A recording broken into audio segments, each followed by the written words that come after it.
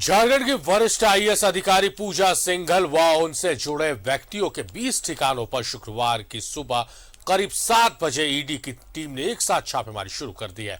सूत्रों से मिली जानकारी के अनुसार ठिकाने झारखंड के रांची, खूंटी, राजस्थान के जयपुर, हरियाणा व फरीदाबाद व गुरुग्राम, पश्चिम बंगाल के कोलकाता, बिहार के मुजफ्फरपुर व दिल्ली एनसीआर में है। पूजा सिंघल के सीए सुमन कुमार के आवास से 18 करोड़ रुपए कैश बरामद होने की सूचना है। नोटों की गिनती के लिए मशीन मंगाई गई है। छापेमारी में बरामद नोटों की तस्वीर दिल्ली से जारी की गई है। बताया जा रहा है कि नोटों की तस्वीर ईडी ने जारी की है।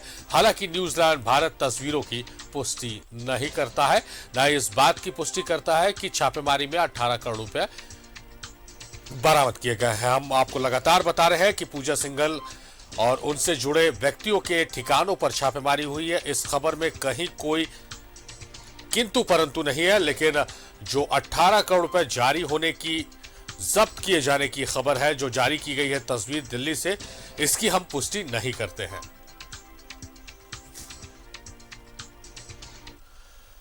धनबाद से खबर है, जहां एंटीदेव प्रभा आउटसोर्सिंग के ठिकानों पर ईडी का छापा पड़ा है। सीएमडी लाल बाबू सिंह, एमडी कुमनाथ सिंह के आवास, कार्यालय समेत कई जगहों पर छापेमारी की गई है।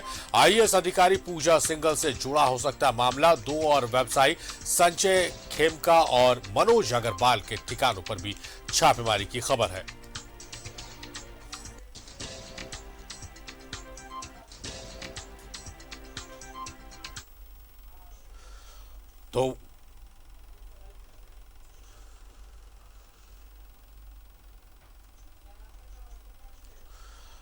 तो वरिष्ठ आईएएस अधिकारी पूजा सिंघल के ठिकानों पर छापेमारी हुई है। रांची, कोलकाता, दिल्ली, धनबाद, सब इलाकों में छापेमारी की गई है। बड़ी कार्रवाई है, ईडी की बड़ी दबिश है। और झारखंड के एक और आईएएस अधिकारी, जो सूचनाएं मिल रही है कि कई कागजात और नोट जब्त किए गए हैं, तो इस खबर के बाद, इस सूचना के बाद कहा जा सकता है कि फिर एक अधिकारी ने झारखंड के नाम एक बदनुमा दाग लगा दिया है।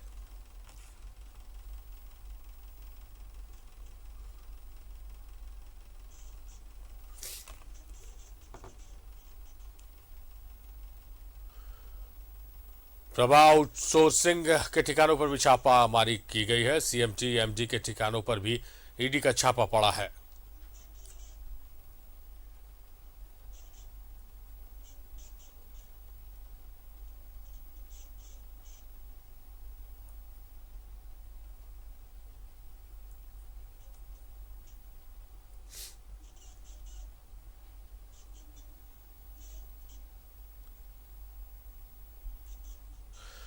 तो वरिष्ठ आईएएस अधिकारी है पूजा सिंघल, और जिस तरह से जो खबरें आ रही, जो सूचनाएं आ रही हैं कि कई दस्तावेज और कैश भी बरामद किया गया है, इसमें अगर सच्चाई है तो कहा जा सकता है कि झारखंड के एक और अधिकारी ने झारखंड के माथे पर भ्रष्टाचार का एक बदनुमा दाग लगा दिया है। सीधे रुख करेंगे दिलीप, हमारे सहयोगी हमारे साथ लाइव जुड़े हुए धनबाद से।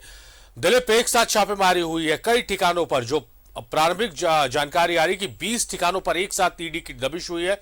धनबाद में भी छापेमारी हुई है। क्या कुछ जानकारी है ईडी के इस कार्रवाई को लेकर? देखिए, बिल्कुल धनबाद में भी देव प्रभा कंपनी के सीएमडी हैं लाल बाबू सिंह, उनके ठिकाने पे उनके भाई हैं कंपनी के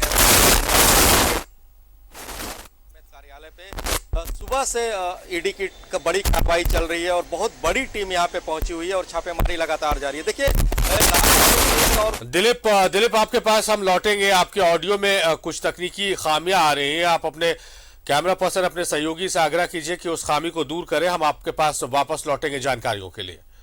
तो धनबाद से हमारे सहयोगी दिलीप हमारे साथ लाइव जुड़े हुए, लेकिन तकनीकी खामियों की वजह से उनसे हम चर्चा नहीं कर पा रहे, जानकारी नहीं ले पा रहे, मगर हम फिर उनसे संपर्क साधने की कोशिश करेंगे। तब तक आपको बताएं, तो दर्शक अभी भी हमारे साथ जुड़े हैं।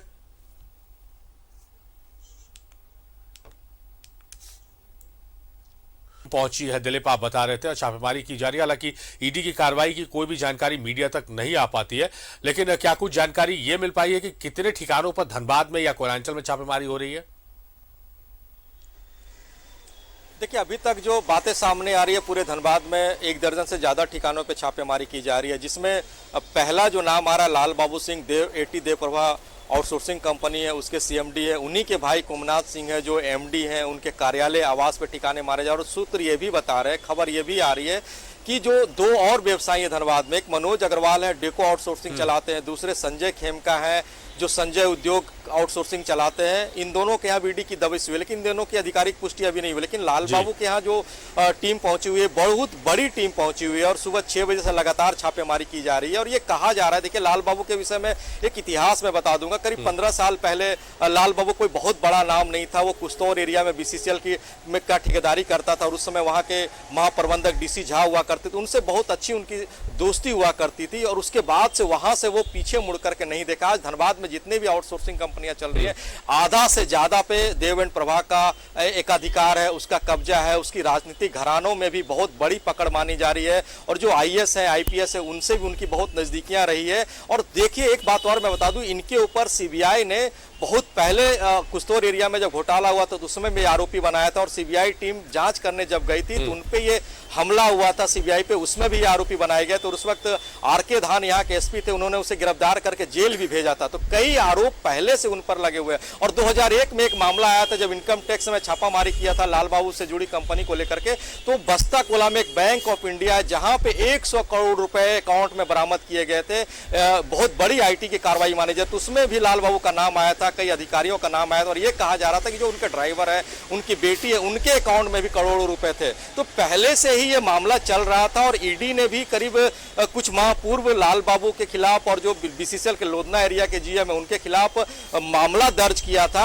और उस मामले की जांच आगे बढ़ते बढ़ते आज ईडी ने बड़ी कार्रवाई की। देखिए अभी तक छापामारी किया जा रहा है और छापेमारी में क्या क्या दस्तावेज ईडी के हाथ लगे हैं, क्या क्या मामले उनके ऊपर दर्ज है, क्या मनी लॉन्ड्रिंग का भी मामला हो सकता है, आर्थिक अपराध से जुड़ा मामला हो सकता है, या फिर पैसे की लेन देन का मामला हो सकता है, आप या फिर जो खनन पट्टे लिए हैं या फिर आपने आउटसोर्सिंग कंपनियां लिए उसमें कोई घालमेल किया होगा। कई ऐसे आरोप उनके ऊपर लगे हुए, तो बहुत बड़ी कार्रवाई ईडी की मानी जा रही है। और ये देखिए कोयलांचल के व्यवसायियों में भी ये चर्चा बना हुआ कि 15 साल पहले एक मामूली शख्स कैसे आज इतनी बड़ी आउटसोर्सिंग कंपनियों का मालिक बन गया है, एक से एक बड़े धनबाद में बिजनेस को फैलाए हुए जमीन के कारोबार में है, ये कहां से इतना पैसा लाया है। और यही बात ईडी को शिकायत भी किया गया था, कुछ दिन पहले गुप्त रूप से ईडी को शिकायत किया गया था, प्रधानमंत्री कार्यालय को शिकायत किया गया था।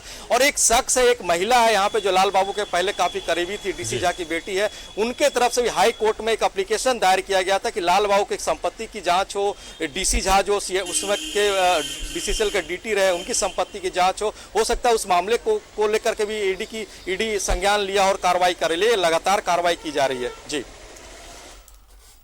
बहुत सही बात है दिलीप, क्योंकि कहा जाता है कि धुआं वहीं से निकलता है जहां आग लगी हो। तो जो सीबीआई ने पहले रेड किया था उसके लिंक कुछ मिले हैं और ये मामला और भी बड़ा है और पैसे से जुड़ा हुआ है, इसलिए ईडी को टॉस किया गया इस मामले में। उम्मीद की जानी चाहिए कि ईडी जब कार्रवाई अपनी समाप्त करेगी तो बड़े खुलासे हो सकते हैं। बहुत शुक्रिया दिलीप, नजर बना के रखिए कार्रवाई पर, हम आपसे अपडेट लेते रहेंगे। बहुत शुक्रिया आपका।